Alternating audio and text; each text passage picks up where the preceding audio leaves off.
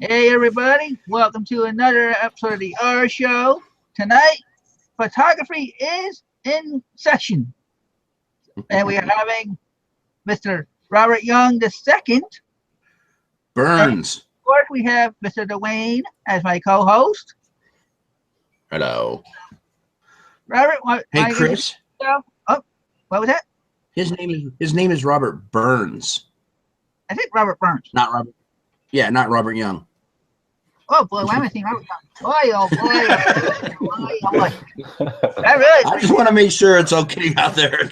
Hopefully I can stay young forever. Yeah, right? All right, well, Robert Burns. I'm sorry about that. It's okay. But Robert, you want to give an introduction to the viewers about who you are and Sure. stuff like that? Hello, everybody. Robert Burns. I live in Charlotte, North Carolina.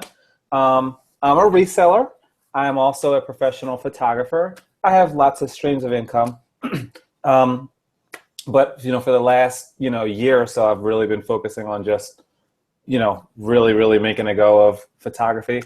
I've actually been shooting photography and practicing it as a craft and a hobby and a part-time business for the last 7 or 8 years. So that's kind of my background. Is that good enough of an intro?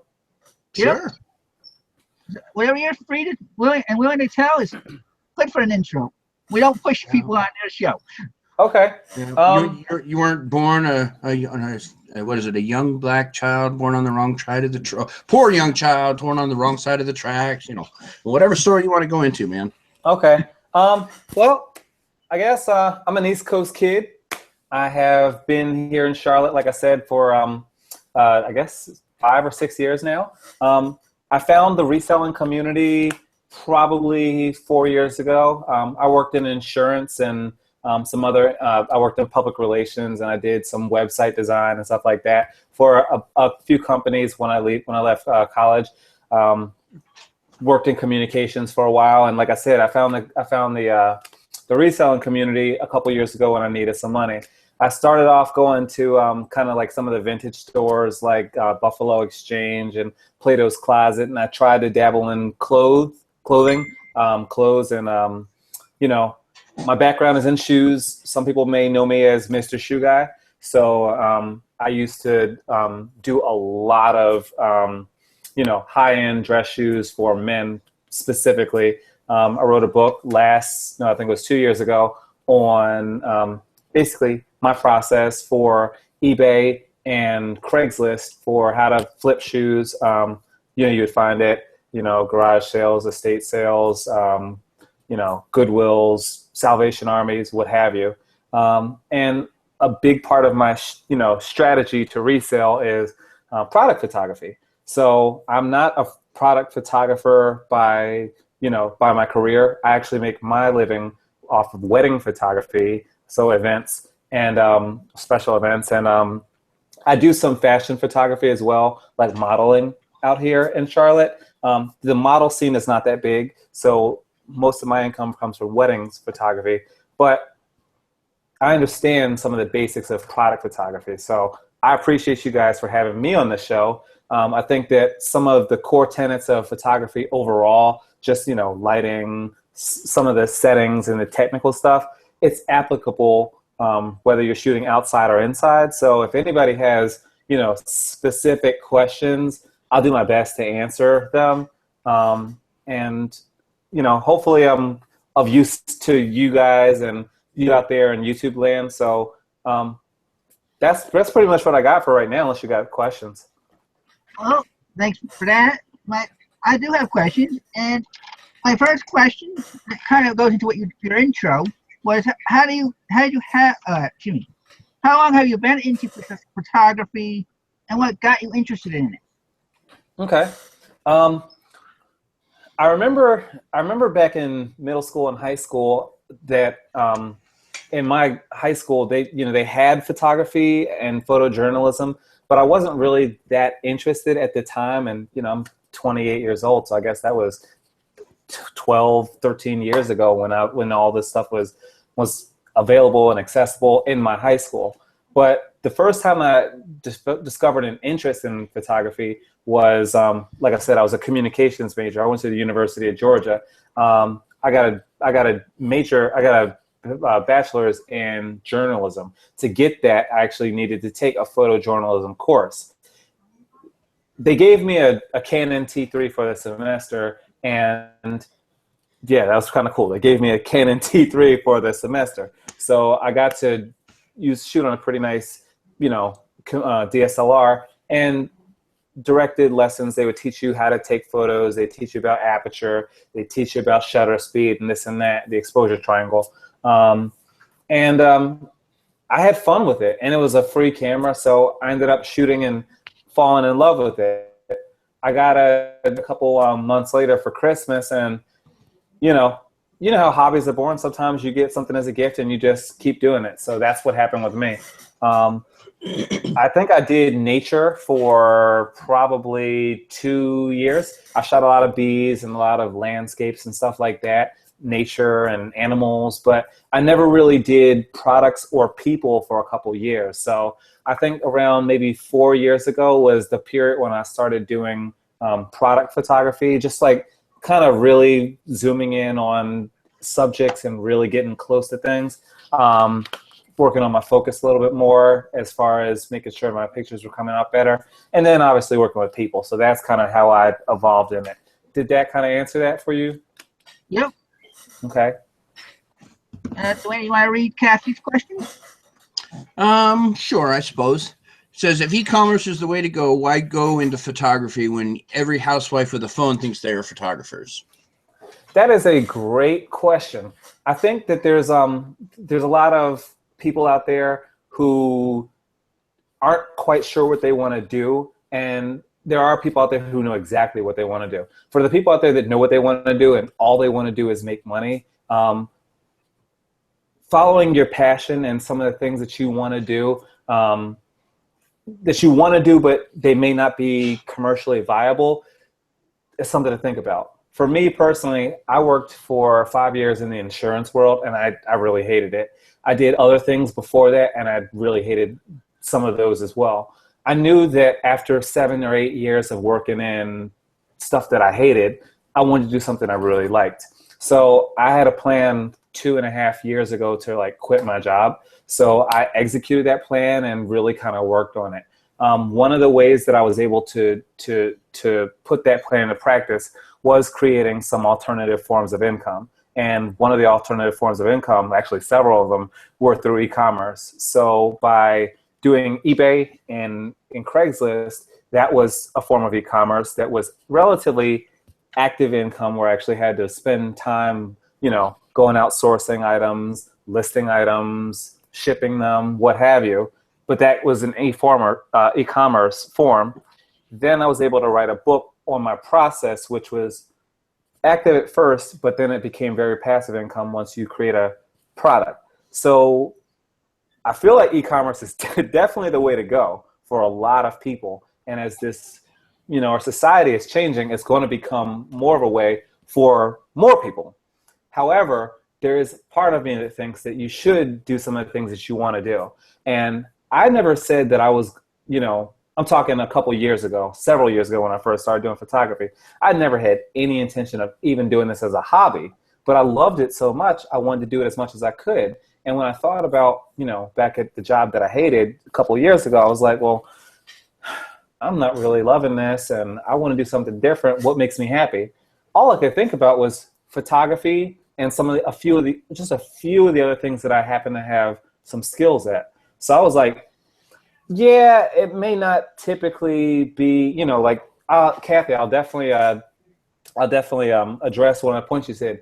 You said that every housewife with a phone thinks that they're a photographer. There's a lot of legitimacy to that. But at the same time, should you be able to do what you want to do and find a way to monetize it? I would say yes. So if you have a skill set and you are into it, try it. You never know. Okay. Well, my next question, Dwayne, do you have a question for him, or? No, go ahead. I'll run the chat questions for a while unless I come up with something off the cuff. Okay, then. So go ahead. Well, my first question was, what do you need as a tool set for product photography, for a basic tool set? Because a lot of newbie sellers might find our show and be like, "Well, I don't know how to work this camera or this phone." Okay. All right. So let me just make sure that instead of asking you a question, I'll say you said your tool set. I would break that down and say, what do you need to get into product photography? I would say basically the first thing you need is a set of tools. So your camera, memory card, which is probably obvious, but just in case anybody doesn't know, your camera, your memory card, and a lens. And then you need a skill set that allows you to take advantage of the tools that you have. So just kind of breaking the two down, a camera's a tool, but your eye still needs to be able to see the photo. If you want to get into that, it doesn't necessarily matter what camera you use. So again, back to, I think it was Kathy's point, everybody with a phone thinks they're a photographer. Being honest, these phones, I think I saw something on the iPhone 7 today that's like coming out, and it's like supposedly able to cure cancer. I mean, it's apparently amazing. So that's a joke, y'all. But you don't have to have like the top of the line camera. You should be able to get by with a basic digital camera, like a cool Pix or what have you. A good one to get if you do have any interest in photography, like I said, the Canon D3, the T3. The Nikon has similar ones, but you don't have to get into the world of DSLRs. But you do need to understand the settings. So I would say you should know like what they call the exposure triangle. And I'm going to try to like not be too technical unless people have like super technical questions. But you need to understand shutter speed. So basically the way that cameras are made, the shutters close, and the faster that it closes, the more it freezes action. You should understand lighting. So I would say those things. I would say you need to have the basic gear, a camera, a lens, and a memory card. And then you need to understand just some basics of photography. And you apply the basics of photography to products to better showcase your items. Does that kind of sum it up? Yep. I had a question to add on to that, though. What about lighting and, lighting, umbrellas and, all the backdrops? Everybody seems to think they need all that stuff. What do you think? Well, I will say this. It depends. It's not that you don't need those things. Those things can definitely help you. So you're talking about the more professional setups for product listings. If you're on eBay, especially if you're on Amazon, and I'll just put this caveat out there. I don't sell on Amazon and I never have. However, I do buy on Amazon and I know what I'm looking for when I'm on Amazon looking for products. And when I'm looking on Amazon and also on eBay, but especially on Amazon, I am looking for a listing that looks relatively professional. It looks like, it mimics some of the actual stores selling items up there. So to directly answer your question, Dwayne, it's good to have pure, solid backdrops if you have them. But one misconception that people sometimes have is that you have to go out and buy backdrops, like a white backdrop. You actually don't. If you utilize the settings on your camera correctly, you could use a white wall in your apartment just as well. And you could save money on a backdrop. But lighting is important. But then there's the other thing of you could actually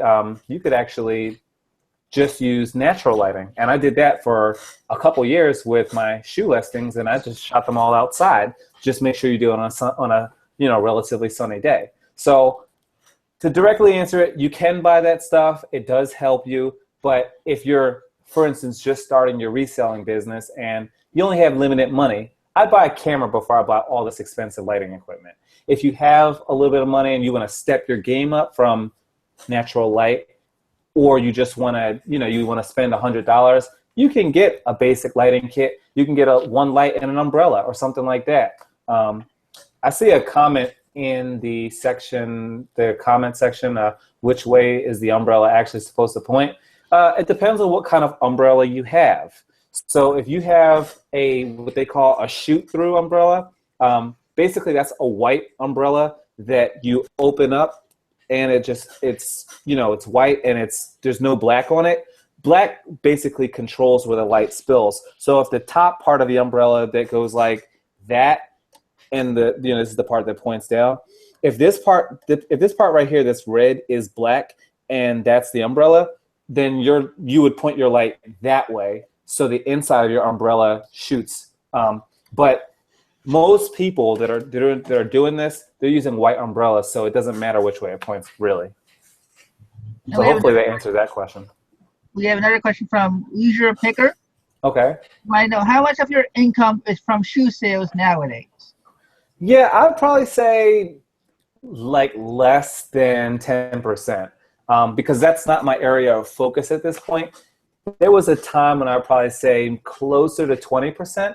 I've never made a full-time living off of reselling. I always resold when I had a day job. So I've treated reselling as a nice part-time income with all my focus on that. But if I wanted to scale that, I could. So I would probably say a smaller percentage of my income. But what's really cool is treating resale like, reselling is pretty active. You're going out and you're sourcing constantly, and you're listing constantly, and you're shipping constantly. What keeps reselling consistent in terms of revenue for me is I've kind of gotten all my listings up, and my stuff is already packed and ready to go. So basically, when something sells, I just had to take it to the post office. Okay, I saw another question in the chat from Kathy Barbog. She said, iPhone shoot in 3 meg. How do I reduce without using a program? Want to reduce to lower resolution on phone. Okay. I understand that question. I think what she's asking is, how does she reduce the file size or the resolution? Why would you want to reduce the resolution? She said iPhone shoot in 3 megabyte megs, I guess. And she wants it to shoot less. Oh, okay, I get it. I'm sorry, it took me a minute. Because it's probably too big to post on the websites like eBay and Amazon, because they're looking for specific file sizes. Yeah, now that I think about it, usually I see they're looking for like 1.2 megabits. So that's just to clarify the question for anybody else who doesn't get it. So the best way to do that is like, there's programs out there. I'm trying to think. I know Adobe Photoshop, it costs money to change file sizes. I know that there are resources on the web that you can actually reduce files. I'm actually going to Google it while we're talking. But while we're talking, I know that there are programs out there. So what you want to do is you want to look up some of the free programs on the internet that would be able to reduce. They'll usually compress, your PDF style, your PDF sizes. That's probably the best way to go for you. But if you can afford it, and if you're going to really step up your photography game, even just for product photography, I would advise you to maybe just get a version of Photoshop and go into the resize settings, because you should be able to do that. And I could always help you with that. But the way to do it, I'm going into Photoshop right now, is you go into image. Go for it. You know how to work the screen share? No. Okay, but let me look. Look over in the left corner of our Hangout. There's that blue box that's supposed to be for our chat. Yes. Underneath that, it says screen share. Okay. Oh, I can put it on my second desktop. Okay, I see it. All right, so yeah, this should be this one right here. All right, so hopefully this shows Photoshop. Let me know if it does. Yep, you're good. Okay. You see Photoshop? I do. Yep. Okay, cool. So when you go into your Photoshop, what you're going to do is, and this is, I don't remember which version this is. I think it might be CS5 or CS6 or something like that, but it's one of the newer versions. It's almost always the same. This function doesn't change. What you're going to do is you're going to go up to the screen, and I'm on a Mac, so it's Apple, and then it's Photoshop and File. You're going to move over to image because you're affecting your image, and you're going to go down to image size right there. Can you see that? You see it, Dwayne? I'm looking. I'm looking. I'm not seeing it. Let's see. I'll see it. I'll see if the chat sees it. Okay. Well, even if you can't see it, this is my Photoshop that's up. Hopefully you can see my cursor moving around. Yeah, I can see your cursor. Okay, so what you're going to do is you're going to scroll up to the top of your screen, and almost always on every computer it's going to say File. You're going to hit like File, New, Edit, Image. You're going to go down. You're going to scroll over to Image, and then you're going to scroll down to an option in that menu for Image. It's going to say Image Size. All you have to do is click Image Size, and then you can scroll down to 50%, 40%, 30%. If you have an image that's 3.2 megabytes, that's a pretty big file size. All you got to do is move that down to maybe 40% of the size that it's currently at on both the width and the height at the same time to keep the ratios exactly the same. And that will, when you save your file again, you're going to actually move your file size from like 3.0 to like 5 or 1.2 or whatever. So that's one way that you can manipulate the file size. I'll give you another tip. Another way to do it is if you have a JPEG, instead of going to this image tab on the top, you go to File and then click Save As. You can reduce the size of the file just by saying Save Again or Save As or Save, and it's going to go from the 12 down to like a 4 or 6 or whatever. That reduces the file size too. So there's a lot of ways you can do it. Hopefully that answers her question. I think so. Okay. Oh, She says she actually wants to do it to save time by doing it in the camera. So I think doing it in the camera. That is to reduce your resolution, which reduce. You can do that. Correct. Well, that's a camera specific question. So that's going to depend on your make and model. I know exactly where to find that setting in a Canon camera. I can find it in a Nikon camera, but I think she was using an iPhone. Oh, and the iPhone. Yeah, you could probably go into your, I don't use an iPhone, but you can go into settings in there. You can, that's an iPhone specific question. It would be tough for me to answer, and it may not be applicable to everybody. But you can go into the settings. Well, I want to say that, let everybody know that we are still having our little giveaways tonight. We'll be getting to the Dwayne's giveaway in a little bit. So, Dwayne, you want to do a couple of shout-outs before I get to another question? Sure. Obviously, Chad's in the chat, just, stirring the stew over here. We got, let's see, Kathy Farba, obviously. We've done some question answering for her. Debbie Beshin. Angie's in the chat. Treasure Vintage. Sherry's in the chat. Swamp Picker's in the chat. Black Guy Joe keeps poking his head in once in a while. Tanya just showed up. Oh, yeah, it looks like Tanya just showed up. Thomas Francis, Mary Findley. I think that's about it right now that I didn't. Carol T. And Jason, which I don't know who Jason is, but Jason's here. Well, so, go ahead, Chris. Well, I was going to say, one of my other questions, Dwayne alluded to the backdrops, and you alluded to, when you look on Amazon, you look for the professional shots type of thing. How do you get the backdrop to be gone in the picture so it looks like it's a professional catalog shot? How do you get the background gone in a photo? Depends on what you want it to look like. If you want to look like it's white, then you could easily do that by shooting on a white surface with a white backdrop and just blowing it out. You could do that by your settings. If you use light in the correct way, you could use a high enough shutter speed so that everything except what you're pointing light on goes dark. It's easy to do that if you're using a flash system that's like synced to your camera. You could, those are the two easiest ways you could do that to keep everything professional. But if you're just using a white backdrop or a black backdrop, I don't think there's much need to get everything perfect. I mean, because if you shoot it on a black backdrop and there's like a little bit of a gap between one part of the picture and another part of the picture, you can edit stuff in Photoshop, and I've done that quite a bit. You can reduce brightness in this area, you can increase the shadows, reduce the shadows, whatever. So I mean, it just depends on how clean you want it to look. But the easiest way is to just get your lighting right to begin with, and then you don't have to do too much manipulation afterwards. So okay, I don't do a lot. Go ahead. Sorry. I was gonna say I have a question based on that, because I do a lot of mine I do on white backdrop.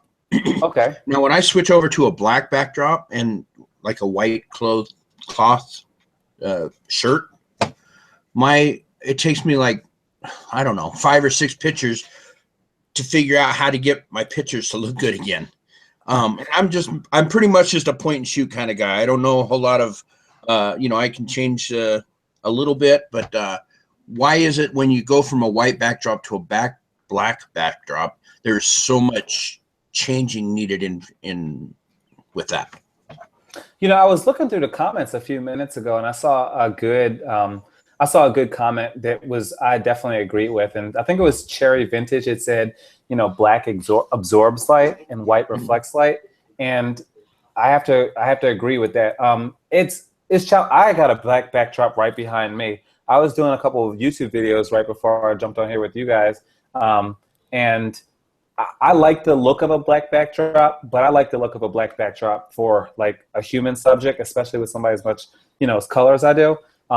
White is good too, but when it comes to product photography, I really like the look that a white product has with a white backdrop. So that's me personally. Now, other people may prefer different things, but shooting for white and shooting for black are totally different. So they, like it was mentioned, one absorbs light and one kind of reflects it. So that's why it's so tough when you're sitting here, using the same lighting ratios and everything, but one is literally reflecting light, and so you need additional light on one because it's absorbing it, and you need less light on the other. So typically when you're going from a white backdrop to black or vice versa, you need to adjust your lights, because if you have them on high for white, it's going to make it look like overblown a little bit, but it looks good sometimes.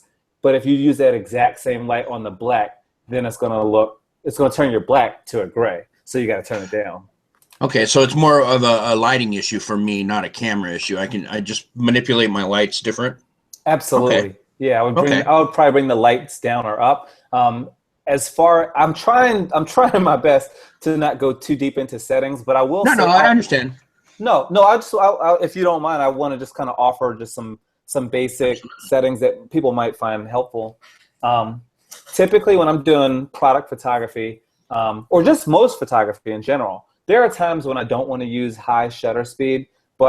And when you're doing like on the photography side, when you're doing like high motion, very fast moving subjects, sports, action, you want to use a very high shutter speed. A high shutter speed would be something that's like 1/500th, maybe 1/1000th of a second. But anything lower than that is just an average shutter speed. So 1/100th of a second or 1/250th of a second, like those are relatively average shutter speeds. I would typically do those shutter speeds or slightly slower to freeze your motion, because somebody had put in the comments a few minutes ago that no matter what they're doing on their cell phone, it looks blurry. That's one of the reasons why, is because your shutter speed probably isn't high enough, and that's a basic setting. I don't want to get too much into settings, but that would help you. So use a higher shutter speed, and when you use your higher shutter speed, remember that shutter speeds is what is closing that door, or not the door, but the shutter of your camera, which freezes motion. When it freezes motion, the picture gets darker. That's how it works. So because the picture gets darker, if you're using a higher shutter speed, bring your lighting up a little bit, and that will compensate. Hopefully that helps some folks. Absolutely. You help me think. Okay. Well, we have a couple. I saw a couple more questions, Dwayne. If you want to catch them before they fly off the screen. But we have another one from Golden Finger Picker, who's Chad. He said, "Isn't it true that the more you manipulate the photo, it changes color of an item?" It depends. It depends. I just saw an interesting comment come up. It definitely depends. Okay, so it's true that if you manipulate the color of a photo too much, it could change the color of the item. But when you have programs like I know there's like more basic programs like Picasa, but there are programs like Photoshop or even Lightroom. Adobe Lightroom is another good program. You can manipulate like just this one little part, and that little part doesn't affect this part. So those are the type of programs that I use. And if I want to just change like the shadows, like the darks on the bottom part of the image where it's like whatever's black, if I want to bring that black part to slightly more gray, I can do that, and that won't even touch the color. Or if I just want to change the reds so that the red in, this cup starts to go to more of a slight magenta, I can change that, but it won't change the green of my shirt.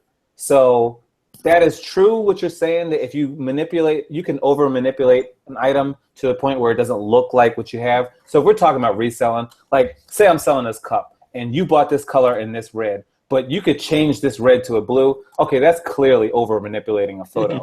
but if you're just making a slight adjustment so that the customer can see this red a little bit clearer, that is something that might be okay if you don't go too far with it.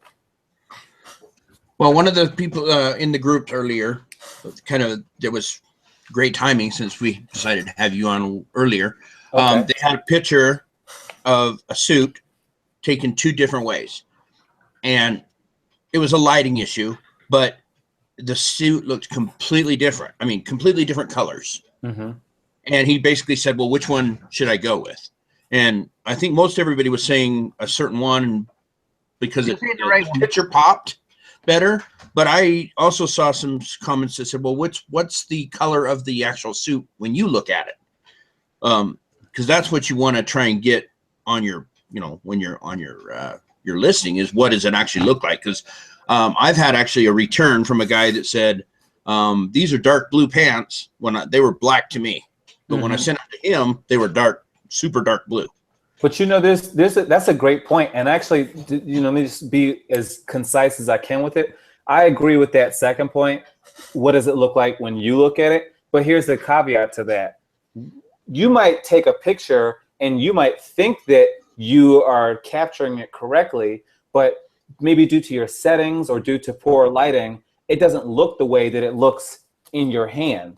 So then you get back to your computer or on your phone and you're like, does this look like what I had? So for me personally, and I think I would offer this to other people who are trying to do better with their product photography, I would list on the computer, and then I'd also, with the photo that I took, and I'd try and have the item handy if I'm not really trusting my eyes or my memory, so I can see it while I'm looking at my photo. And I'd hold it up and I'd say, does this even look remotely like what this looks like? So when you edit your photo, you would edit your photo to look like what you have in your hand. And that way you can't screw it up. Because I think I see a comment here in the box that says, eBay says don't edit pics.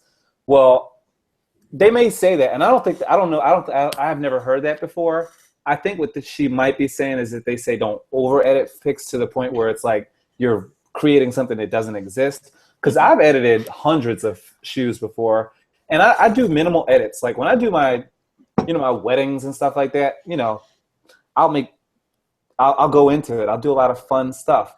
But when it comes to product photography, I keep it pretty like minimal. I don't do a lot of changes. But to just say you don't ever edit anything, I've done that for hundreds of shoes, and I haven't done anything, like nothing that's literally just making it look like exactly what I see. So I had to disagree with that. Yeah, I would say from my own experience, when you upload your pictures, they show you where the light and whatever ways are of editing the picture right there on the styling form. So I don't know how you say eBay doesn't want you to do it. If they didn't want you to do it, they wouldn't give you the option that on the site. Yeah, I agree with that. Well, not only that, but if you know, my first picture, when I take a picture, it needs some serious editing before it can go anywhere. You and me, bro, brother. They don't want my first picture. So, yeah, I think what Sherry said in the chat is what is meant is that they say it so that you're trying not to disguise flaws. But like if there's a tear or something, you don't smudge it out or blend it in or something so that you don't see those to see the item specifics that way. I think that's where they were going with it. Yeah. I have a question, Robert. For the people that are sellers that don't want to use a camera and go into the big production per se, what is a good pixel setup that they can use look for on a smartphone? Okay, you're wondering on a smartphone, about how many pixels do they need? That's a more technical question than I typically think of. I know I usually use DSLR cameras. Most of the cameras that I use are somewhere between 10 to 20 megapixels. Honestly speaking, I would say most smartphones are equipped to do some of this stuff. I would say the lighting is the most important thing. Like, for instance, I shoot a lot of stuff on my cell phone for a phone app called OfferUp and also Let Go. And as long as my lighting is pretty good, I should be okay. So I don't think you necessarily need to worry so much about pixels and megapixels. Just make sure your lighting's okay and make sure, like we've been talking about, the colors are accurately represented. Go ahead, Dwayne. Well, and I did have it doesn't like megapixels. It doesn't make that much difference until you're doing big pictures, right? I mean, yeah, for the little pictures that we're taking, it shouldn't really matter whether it's 6, 7, 8. Anywhere in there is going to be close, right? Yeah, I can go deeper into that. I see where you're going with that. You're 100% right, Dwayne. So typically in my line of work, when I'm doing like wedding photography or I'm doing model photography, what people are most concerned with is how big these photos blow up to. When you're shooting with the kind of cameras that I'm shooting with, which are basically full frame cameras, they're usually well over $1,000 for the camera. These, again, go back to like 20, 25 megapixels. That means that they blow up to resolutions of somewhere between 1024 to by 980. So when these are blowing up, and sometimes they could be on 4K resolution. When you print these pictures of these size, and they're also shot in RAW format, these photos can blow up to 24 by 36 inches. And so that's, there's a couple feet. And still have a great resolution. And still have a fantastic resolution. When you're doing photos for eBay, there is just simply no need to ever shoot something that big. So that's why a lot of people are shooting, instead of shooting in RAW photos to get the biggest file size, they'll shoot I'll shoot on a DSLR camera, and I'll shoot at the smallest file size required so that I can shoot hundreds and hundreds and hundreds of photos because I don't need a big file size. So that was just to go a little deeper into the point that you brought up. It's a great point. I wouldn't worry about file size. Just, keep it to a megabyte or two when you actually get the JPEG done.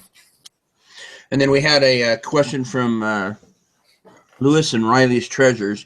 Red and purples are my biggest problems. What can I do to fix this? That question, I see he's saying he's having issues with colors, but it's hard for me to answer that because I'm not sure exactly what he's asking. Maybe can you clarify that question? I'd be happy to go deeper into it if you can tell me what's troubling you with reds and purples. He re-ups it over here. It says his reds look orange and his purples look blue. Okay, his reds look orange, his purples look blue. Is that on your phone, or is that on your camera, or is that on your monitor? Because if it's on your phone or it's on your camera, it may be an issue with your lighting. If it's on your camera, it may be an issue with, on your monitor, it may be an issue with your calibration of your screen. So again, we'd need more information for that one. Okay, so Lewis, if you want to kick that into the comments, we'll get back to you. Yeah, I noticed Kerry asked the same question if they were using the phone or camera, and they just said camera. Yeah, on his camera. Okay, yeah, So- it may be a lighting thing. You wanna cool bulbs will look blue, warm. Okay, I see what he's. Okay, so we're talking about color temperature. All right, so yeah, if you're using, I get what she's saying now.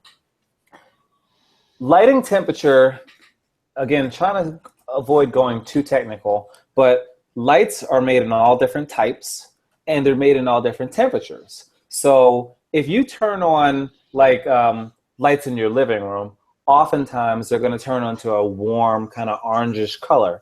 If you try and shoot product photography with those lights, then yeah, reds are going to turn orange. Anything that's white, like your backdrop, is going to turn kind of an orangish tint.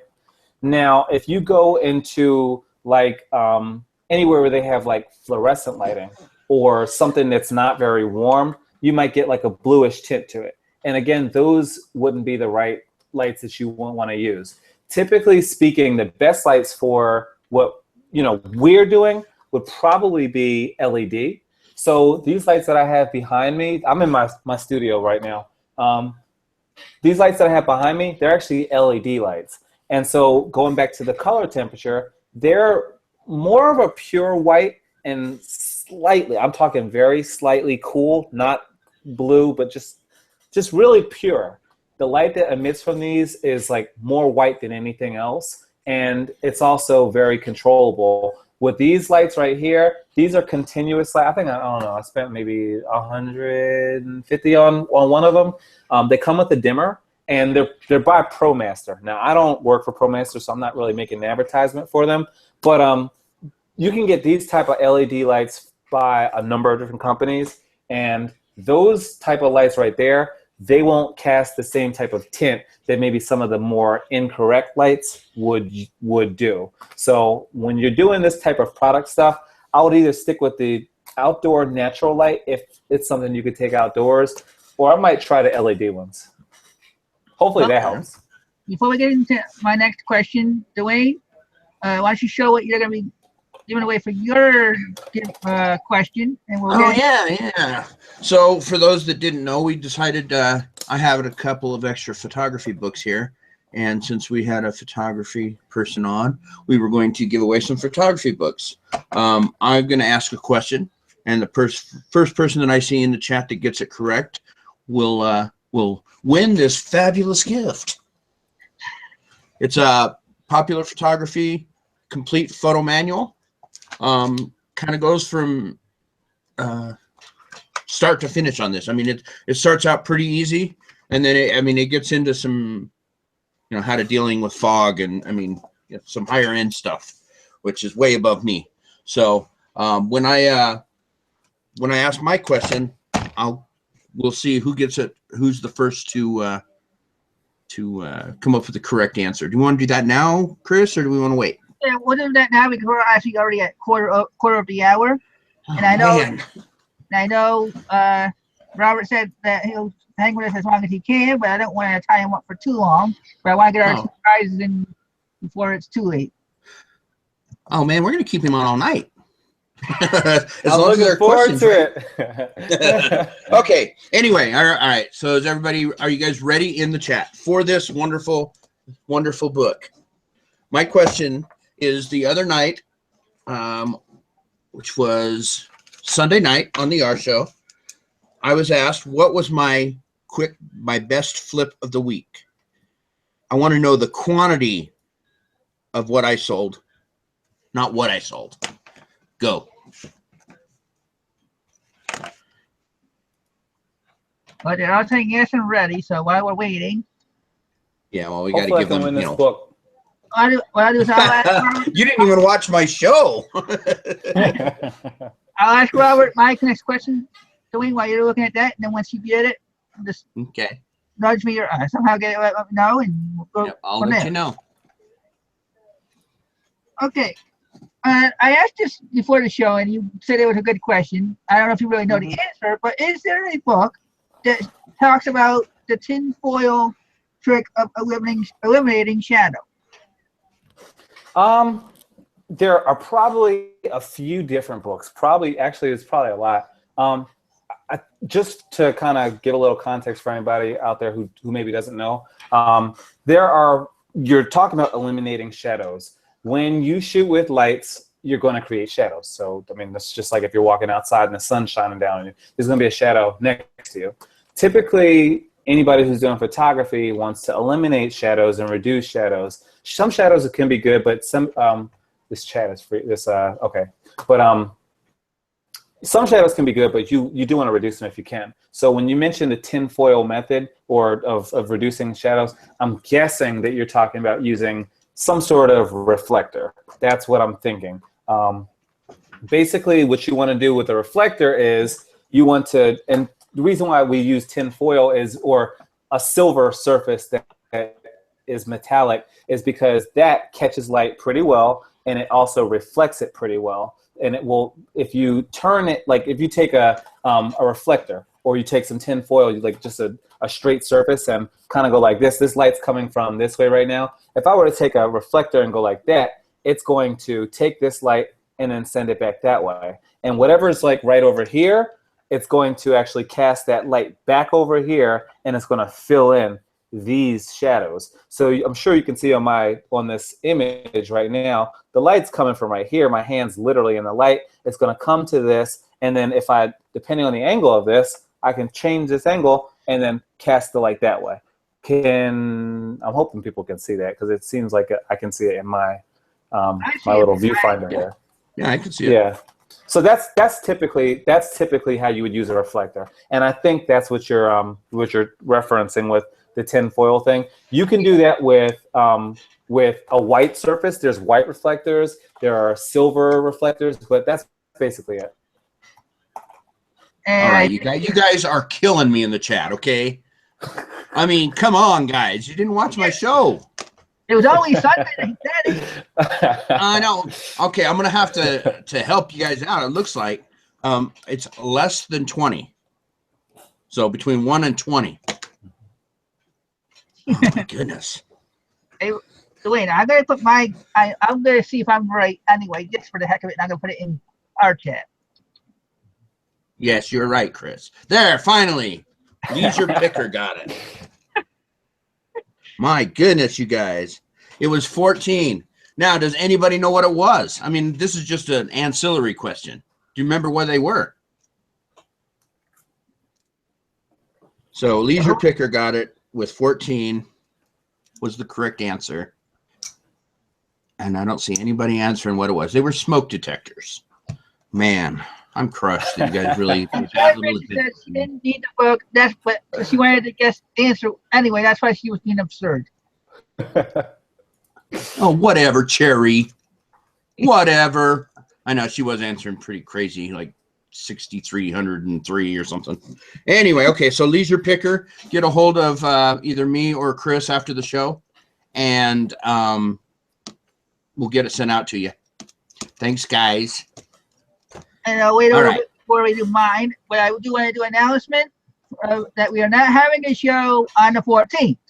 If you watched last Sunday, you'll know why. I said a certain guest was going to give me an answer. The answer is he will be on Sunday night. Arnie Hart will be here. And we were going to have a special Sunday night R show, as I'm going to call it. Since the show did start on Sunday nights, it's kind of fitting to bring it back for one special night. Yeah, that'd be cool. Oh, also one other question, one other thing I had to fix and let everybody know that what is it going on Grumpy last week was talking about that Fox paperweight. So she did get it correct. So I did send it to her. Just letting everybody know I was true to my word that if they said she got what it was written on it, that I would give it to her. And I sent it out today. The main reason is she had one similar, exactly the same, but hers was chipped. So sorry, Tanya, you don't get it this time, but going on Grumpy did. So just wanted to clear that one up. All right, back to reality. And I will do my question for my gift that Dwayne will be showing up in a little bit. Yep. Yep. I want to get back to our old topic here and I wanted to give Robert some time to breathe since he's been talking a lot tonight. I know. I mean, we're working him. That's for sure. I'm good. I got a bottle of water here. I'm good. and trust me, guys, we didn't have to bribe him or pay him. He's doing this out of the kindness of his heart. Well, my next question for you, unless we have any from the chat, which I don't think we have. Mm-hmm. I haven't seen any. Well, I don't know if you did, but should somebody take a photography class just to get the basics down if they really wanted to try getting into better product photography? I would probably say no. Here's why. When I started with, should they take a photography class? I will say that I started with a photography class, but I don't think in 2016 you need to take a class to learn how to do this. There is so much information out there on YouTube for free that all you have to do is just spend a few minutes watching. There's so many different channels that I could name that I'm just not even going to. I would just Google like exposure triangle and lighting basics photography. And just Google that or YouTube that. You just put on YouTube and you can find so many different things. I would say your experience will help you, just taking a couple photos, learning the way that light works, literally just seeing how it comes and understanding like the basics of, again, the exposure triangle. That will solve probably 90% of some of the inquiries and questions that you might have starting off. Learning how your shutter speed works, learning some of the, like on your camera, they have a function called ISO. That's a piece of the exposure triangle. And then your aperture, which is basically how big or small the lens opens up to. If you can learn your lens aperture, your ISO, and your shutter speed, that would take care of 90% of some of the beginner questions that you have when you start photography. The other probably 10% or maybe 20% or whatever would be handled with lighting. So learn those two things and you probably could get deep into product photography like without taking a class. I wouldn't take a class for it. Well, Cherry Vinces just answered the question a little bit too, and I'm going to read her comments. She says, no, there's plenty of info on the internet, as you said, and her major was photography, and she taught it in university. If you want to be a fine artist, take class. If you want to do product photography, don't take class. Yep, I agree. Wow, Cherry, I didn't know that you had a major in photography. Interesting. Okay. You learn something every day. Especially about Cherry. Yeah, wow. Okay. Did you have another question, Cross? Yeah, I'll do one more question and then I'll do my giveaway. Okay. Let's see. I want to make sure I get the right good one. Okay, I think I asked that one in a different word. Okay, for yourself, when you're doing a product, do you prefer the outside natural light, or do you want to have it inside where you can control most of the situation so you don't have bugs or also have rainstorm come up over your head? That's a fantastic question. There were many years that I really, really, really, really, really loved the look of a natural light, and I'll still say, even 7-8 years in, I still like. But you want like a really nice day. You either want like just a little bit of sunlight or a good amount of sunlight, or you want like slightly overcast. But nowadays, with me kind of really moving into like more commercial pursuits and wedding photography and stuff like that, I shoot flash now. So right here, these are continuous lights. I use these for video, but when I'm shooting products now, I usually use a flash system, which is a little quicker for me.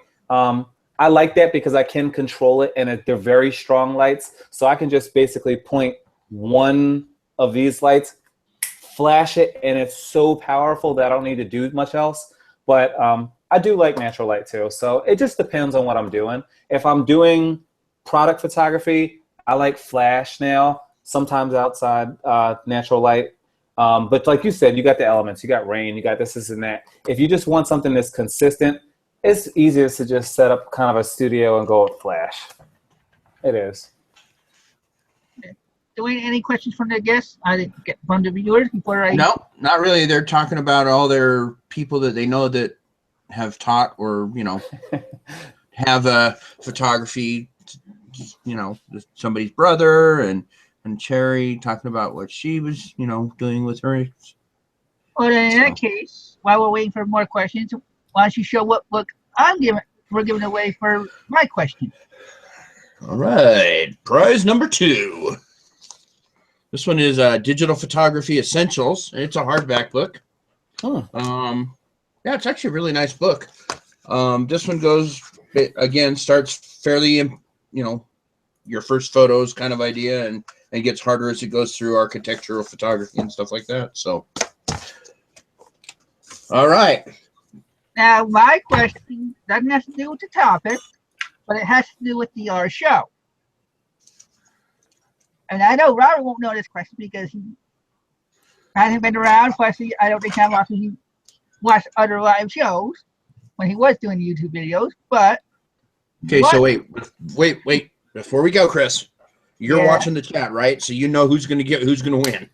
I just want to make sure. And hopefully you have a question while all those answers are going flying because we need to keep the airflow going still. Well, I'm sure we can find something. I told you the answer anyway already. Well, I know, but I want you to watch the chat and you tell me who to write down. Okay. Well, that question is, what month did I move from Sunday nights to Wednesday nights? Not the year, not the date, just the month. Oh, yours is a lot easier than mine. There's only 12 months. Yeah. So, Robert, what is your favorite thing to shoot? I mean, we talked about, we do weddings and models and products. I mean, what is your favorite thing personally to shoot right now? We got a winner. Do we? Who is it? Did I win? Mary Findley. All right, Mary Findley. Yeah. The answer was November. When I switched to Wednesday nights, November 2nd. So there you go. Sorry to interrupt your answer there, Robert, but giveaway's got to give. Hey, man, I wish I could be the winner. Congrats. Congrats to Mary. Yeah, I got a few favorites. I would probably say I still love nature 7-8 years later. That's what pulled me. I could be in the middle of shooting a wedding and just having shot, the kiss and like shooting them going down the aisle. And I might be distracted by a bumblebee and go run 10 feet over there to go shoot a bumblebee. I'm kidding, but I really love nature. And aside from that, yeah, squirrels. There we go. And aside from that, I also like, I guess I also do enjoy shooting models because you get to work one-on-one with somebody, and it's not the pressure of, a big wedding and, it's just one-on-one. You get to work with somebody. So there's a lot of stuff I like, but I'd probably say those two. Right? Say on what? the models, you can put them where you need them, whereas it seems like in a wedding it would be more spontaneous or you have to get certain things going because they're not going to stop and redo it all. Exactly. You can control things a little bit more. So that's nice to be able to do that. Cool. That's awesome. Well, I just congratulated Mary in the chat. I told her to get a hold of me on Facebook. Yep. So. Yeah, I see. Yeah, we'll get those Carol, out to you guys. I see Carol put a comment in the comment section. She said weddings are scary. You got one shot to get it right. I definitely agree with that. I shoot a lot of weddings, so it's like this is what I do. I think I shot 15 weddings this year, which is I think more than a lot of people are doing. But you're 100% right. It's you usually shoot a wedding with somebody else. You usually have a second shooter, and that takes a little bit of pressure off you. But yeah, those are complicated, and they're not rocket science. But it's just you got to make sure you know what you're doing. So well, and how many pictures do you normally take at a wedding obviously you don't use them all. How many do you actually take? I don't take less than 600. You know, if you look at a wedding, it's going to start at like, I don't know. Most weddings go at least, 5 or 6 hours. Sometimes the ones I do are like 8 or 10 because you're there from well before while they're getting changed and all that kind of stuff. So yeah, somewhere between 600 to 1,000. It could be more, but that's basically it. That's amazing.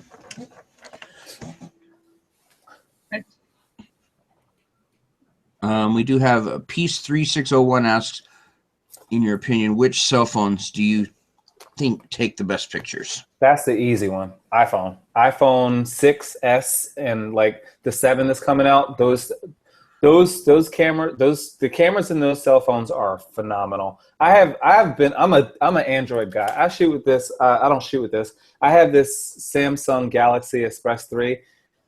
My girlfriend has an iPhone, and I think my mom does too. And when they shoot with the iPhones, and they're not photographers, neither of them are photographers, but they just take a picture, and it's like way better than anything I could take because the settings in some of these phones now, they can change like the aperture. They can change the shutter speed.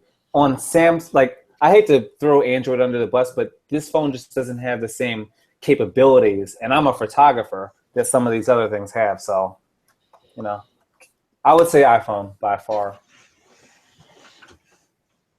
I see somebody that says I hate digital. I was wondering, have you ever shot actual film? I mean, have you ever went back to some roots and shot some actual film?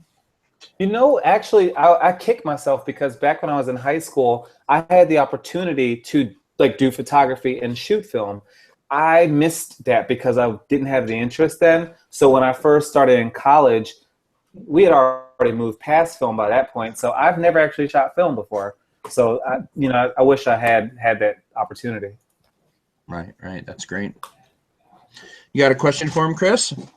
Actually, we're past the hour, so it's up to Robert if he wants to stay going for a while or if he wants to do an after-show hangout. I can hang for a little bit. Well, I'm having fun with you guys. Y'all are crazy. Y'all have a lot of fun, man. Y'all have a lot of fun. Y'all had me laughing this whole time, dude. So do you want to do an after show, or would you rather just stay on and talk with the crowd? Whatever y'all normally do, I'm good for it. I'm good here, or if y'all want to, go somewhere else. After show. I noticed that since we did our giveaways and we're at the usual hour, most of the viewers have their body condition can be right. They usually about the hour they're about ready to go watch something else or go to bed, especially people on your coast. Mm-hmm. But I do want to remind everybody that next Sunday night we are going to have a special Sunday night R show with Ronnie Hurt. And nice. Ronnie's cool. Mm-hmm. And we're going to be talking about I'm going to ask him a little bit about how to stay consistently within his $5,000 to $10,000 a month limit on eBay, but we can always ask all different other questions. I do have another question in my head for him. So with that, I will be getting ready to shut this down for an after show. And remember, there will be no show on the next Wednesday night, and I will be back possibly on the 25th, which is in 2 weeks from this Sunday. I haven't decided yet, but Rebecca has asked that we try to get one more in for the end of the month because she'll be in California for October. So I wanted to congratulate Mary Finley and Leisure Picker on their exciting gifts. Sorry, they're not the best of the best, but I figure if anybody that has even a slight interest in photography, this will definitely help them. So again, get with either Chris or myself after the show is over. Either probably on Facebook is going to be the easiest way, and we'll get your address and send them out to you. Yep. Congratulations both of you again. And Robert, I want to thank you for coming on. I know you didn't know me at all, and so it was kind of a coming on with a stranger type of thing, getting to know me. Into the fire, buddy. It's no problem, man. Thank you very much for having me. It's nice getting to know you, and it's nice to get to know another reseller picker guy, man. It's cool, and I appreciate y'all have me here to kind of help some folks out. Thank you. I will be posting the after show link in the chat and on Facebook, so pay attention for it, and we will talk to you soon. See you.